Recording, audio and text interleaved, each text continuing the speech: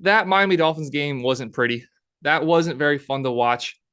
Man, can we get through one game where a quarterback doesn't get hurt? It's been 4 games in a row now where the Miami Dolphins have seen their starting quarterback get hurt. Of course, started with the Bills game where Tua goes down right before halftime. Teddy Bridgewater only steps in for a drive, which is really not that memorable because Tua came back in the game and helped us win the game. And then, of course, the freak, unfortunate injury that Tua sustained against the Cincinnati Bengals and has been out since then, looking to come back next Sunday. So we'll see whether that ends up being the case.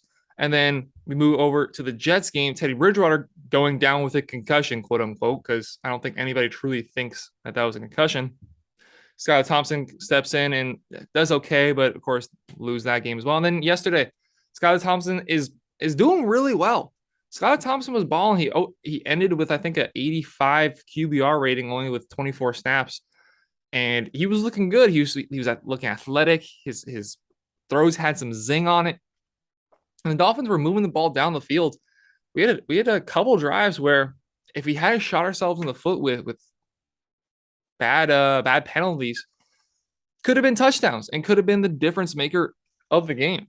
Going into halftime down 10-3, it was a vast difference. The Vikings only had one possession that they really put together, finishing in an Irv Smith touchdown. Really just 3 quick hitter plays that they were able to move the ball down the field.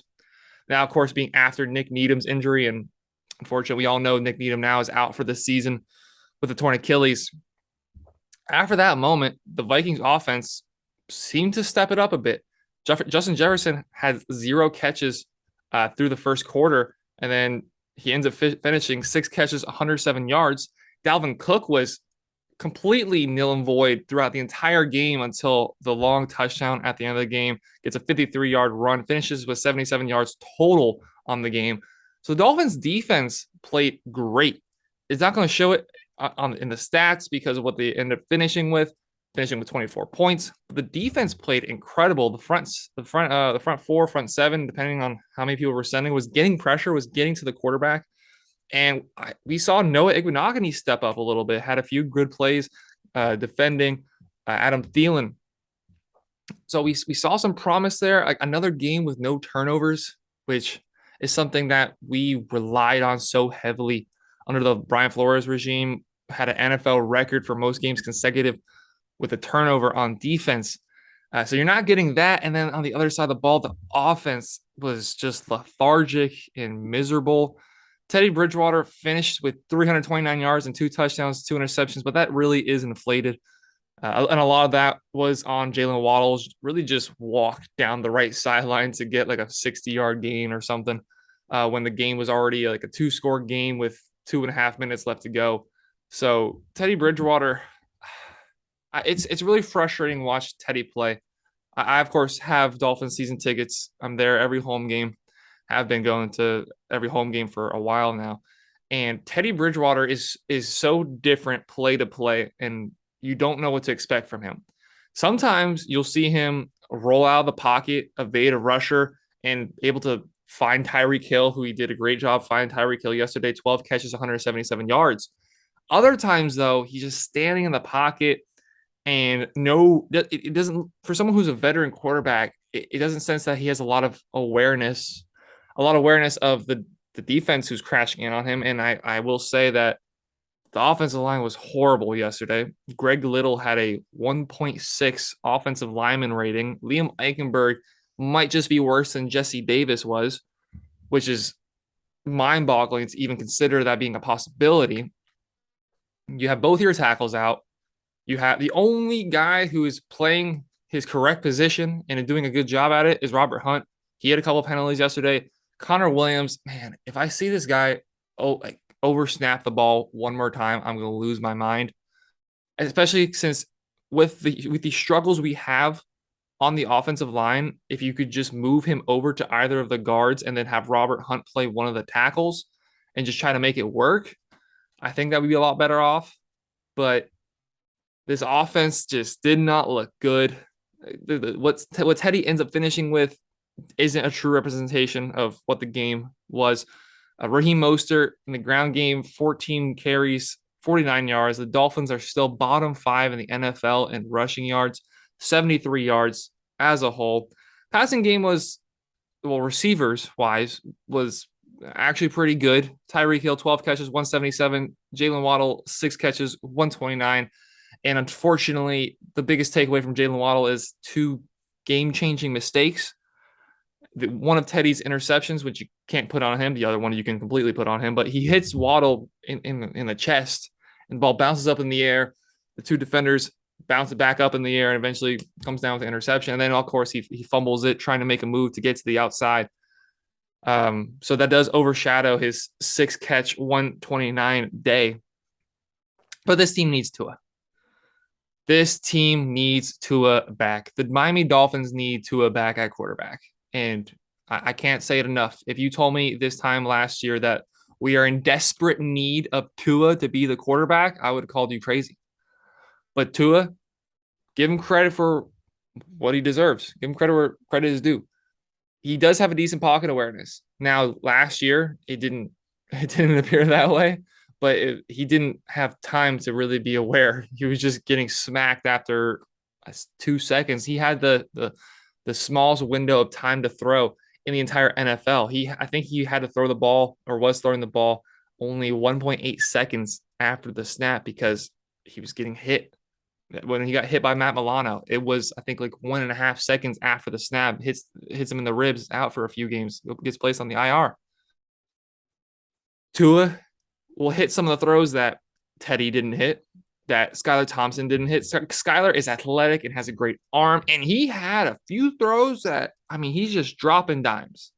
He had a nice throw over the middle, I believe it was to Mike Gesicki, where my angle in the end zone, it was beautiful. You can't truly appreciate some throws by watching it from the TV angle or seeing it on the sideline, but watching it from the end zone, where you just get you get to watch it how the coaches watch it, where they're looking at the backs of the players and seeing everything unfold, and how he narrowly fit it in between the linebacker and the corner, and then there's the safety over the top.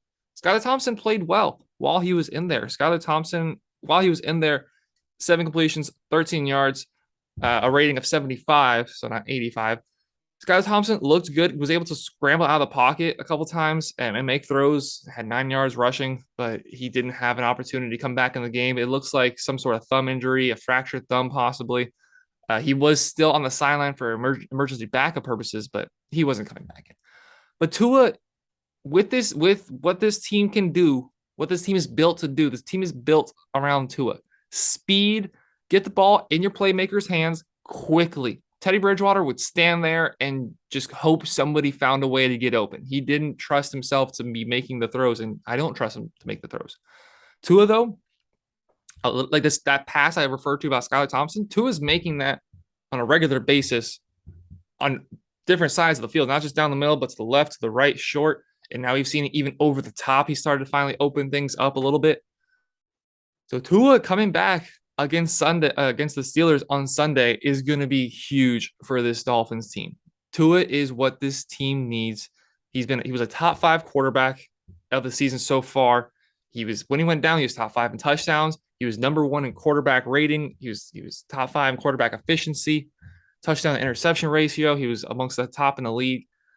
This is what this team needs. Is what we set out to do to build this offense. And you could argue that if Tua is playing, I'm not gonna be outrageous to say we're undefeated, because anything can happen, and just filling Tua in doesn't instantly fix all the problems. It doesn't fix the offensive line. It doesn't fix the running game. It doesn't fix that the defense has gotten virtually no turnovers all season long outside of a couple strip sacks. 1 interception on the year coming on like the first or second drive of the year for them. It doesn't fix all that. It doesn't fix the question marks around Josh Boyer and whether he's doing a good enough job to help the defense get those turnovers. We have barely had any sacks, bottom half of the league in sacks so far. And if you just look at the numbers, even though the Jets game and the game yesterday, I'm not going to put the blame on the defense, but just by the numbers, they have a bottom 3rd defense in the league. That doesn't fix those problems. But what Tua does is, at the very least, at the very minimum, Tua does what the offense is meant to do. Get the ball to Tyreek Hill. Get the ball, Jalen Waddle. And now with how Raheem Mostert's playing, it wasn't good. I'm not going to sit here and say that Raheem Mostert played great, but you can see why Raheem Mostert is the starting running back instead of Chase Edmonds. Chase Edmonds, at this point, I'd rather have Gaskin playing. Chase Edmonds only was given the ball twice in the ground game for 3 yards. He had 2 catches for 28 yards. One of the both, I think both, if not one, if not both of those were at the end of the game, anyways. He's not trusted in this offense. And I would like to see Gaskin maybe step up because you let Sony Michel go, and that was the right decision. Raheem Mostert is good. I like Raheem Mostert, but you need more than just him in a bottom 5 rushing attack. I'm very excited. I'm very excited for Tua to come back. Of course, again, as a season ticket holder, I'm going to be there. Brian Flores is welcome back to Dolphin Stadium. Sunday Night Football. The lights go dark. They're introducing the players because they finally went back to individually introducing the players. I'm not sure if a lot of you are aware, but under the Brian Flores time, we didn't introduce players. I think we did it maybe like a couple times his first season, but got taken away. And Mike McDaniel was like, no, I want to highlight my players. I want them to feel confident. And you can see it. The first 3 games, the first 2 home games with Tua, you can see what he's done in installing confidence into this team. But next Sunday Night Football, the players running out, Tyreek Hill, Jalen Waddle, and then finally, number 1, Tua Tagovailoa. And the place is going to erupt. I'm excited. I can't wait. Sunday Night Football next week. Dolphins and Steelers. Dolphins should go back to the winning side of things, be going to 4-3. There's absolutely no reason to be beating the Steelers. The Steelers beat the Buccaneers. But no way the Dolphins should be losing next week. And I can't wait to see Tua back under center for this Dolphins team.